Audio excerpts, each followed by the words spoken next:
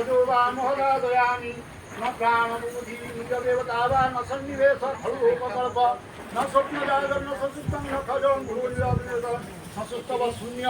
वजपतर्कम तन्मूलभूतं पदमामन्ति परमशून्यमस्त्वभ्य त्वनिरूपितुवेख्येव भागवत आपणान कोणती कर्म करते ये को ब्रह्म ताको भागवत कहले रले कथिए ना भागवत नवम अध्याय नवम खंड 49 ओडिया भागवत तो भागवत आपण आशीर्वाद पाइबी जतत ब्रह्मं परं शून्यं शून्यं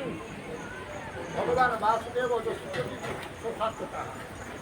भगवान वासुदेव बसती हृदय दस आत्मा सकल भट्ट नारायण जहाँ कहते जी आत्मा अच्छी वासुदेव जे घट घटरे बसुँच से केमी बसुँच मणिमाय गीता तो लगे नाक बाटे गीता भगवत गीता कहला नाक बाटे लगी वासुदेव आसिक बस से होती वासुदेव बहुत कथा अच्छी आज्ञा